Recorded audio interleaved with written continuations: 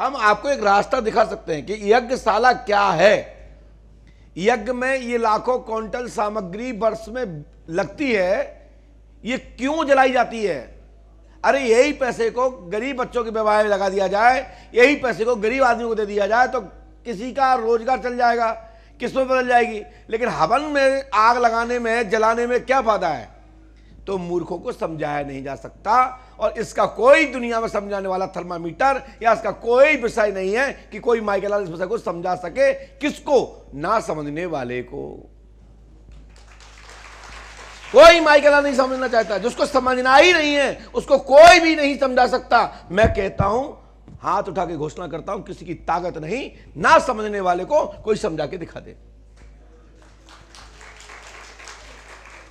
समझना चाहोगे तो एक छोटा सा बच्चा समझा सकता है, इतना सा।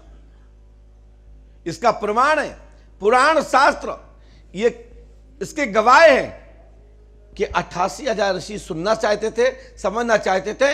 एक छोटा सा बालक, अल्प बालक, महाराज उग्रश्रवा सूत जी का पुत्र लामर्सन आपको समझा रहा है, और वो समझ रहे थे, और वो खो जा रहे थे। इतिहास को जानते जानते जानते जानते उन्होंने अपने ही बैठे बैठे परलोक की व्यवस्था बना ली, और वो अंतर्ध्यान हो गए। एक छोटे से बच्चे ने समझा दिया। किसको समझा दिया? जो समझने की जिज्ञासा में समझना चाहते थे वो समझ गए।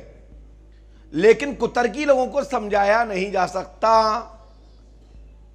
तार्किक बुद्धि से बात कोई कर रहा है तो उसको समझाया जा सकता है, बस वो समझने के लिए समझना चाहता हो। यदि उसकी नेगेटिविटी बनी हुई है कि हमें समझना नहीं है, लेकिन कहने में हमें ये कहना चाहते हैं कि मैं बस तार्किक तरीके से समझना चाहता हूं, लेकिन ये कहना है कि मैं तार्किक बुद्धि से समझना चाहता हूं, लेकिन वो तार्किक बुद्धि नहीं है, उसकी बुद्धि है कम्युनिस्ट।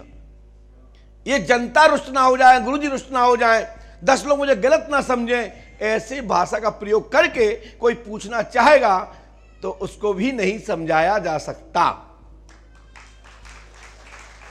आजकल कालनेमियों ने रूप बदल लिया है। अब वो कहते हैं महाराज मैं भी हिंदू हूं, मैं भी बहुत ईश्वरवादी हूं, मेरे दादाजी पंडित थे, बहुत बड़ा बड़ा काम करते थे, हमारे घर में हनुमान जी का मंदिर है, हम परीक्षा तो नहीं लेना चाहते, परंतु एक विषय है ऐसा बता दो तो मुझे अच्छा लगेगा, सुनने वालों को भी अच्छा लगेगा, लोग मानेंगे भी कि शक्ति होती है। ये मात्र ऐसा कहकर मात्र सच जो कहा है उसने वो 100% सच नहीं कहा।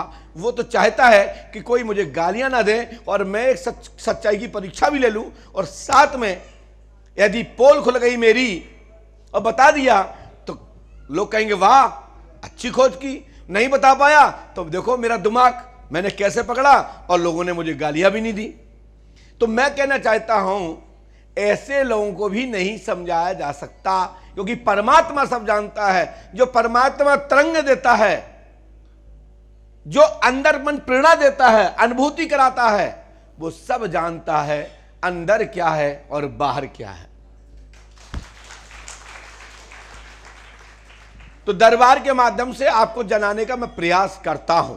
मैं ईश्वर नहीं हूं, जो ईश्वर कृपा से अनुभूति होती है वो मैं आपको आपकी पत्तल पर पर्स देता हूं। अच्छा लगे तो पान कर लेना, अच्छा ना लगे तो वहीं छोड़ के चले जाना, कोई दिक्कत नहीं। ये होगा तो वही जो राम रच रखा, उसको तो ना हम कुछ कर सकते ना तुम कुछ कर सकते हो। जो खाना ही नहीं चाहता, जिसके हाथ ही नहीं है, जिसके पास मोह ही नहीं है, तो खाएगा भी क्या है? वो तो मेरी गलती है कि मैंने आपको पर्स दिया। जिसके मोह ना हो, हाथ ना हो, उसको पत्तल पर पर्स दिया जाए तो खाएगा कैसे? वो गलती परसने वाले की है। हमारे यहां जब पंगत होती है तो बच्चों से कह दिया जाता है, परसने वाले भैयों से, कि भैया बच्चों को कम कम देना, कहीं बर्बाद ना हो। ये हमारी गलती है कि तुम्हें ज्यादा पर्स दिया। जिस इतनी बड़ी लाइट जल रही, देखो भैया कितनी बड़ी लाइट जल रही, 100 वाट, 500 वाट, 250 वाट, 25 वाट जल रही, लेकिन उसके जस्ट पीछे देखो आप, उसको पता है कि इसमें जो फेस आया तो वो जल रहा है, इसमें बल्ब लगे वो जल रहा है, बोल के हट हम नहीं मानते। तो वही लाइट हम सब प्रकाश में है, और वहीं का पीछे वाला, ये तुम्हारी गलती नहीं है, ये तुम्हारी बुद्धि की गलती है। इसलिए बुद्धि से कहो, हे बुद्धि मुझे सत्य का प्रकाश दिखाइए, हमसे जो भी गलती हुई हो, हे बुद्धि भगवान, हे बुद्धि के दाता, मेरी बुद्धि खोल दो। और आपकी बुद्धि खुली और तुम्हारा कल्याण हुआ, जो मैं गारंटी देता हूं।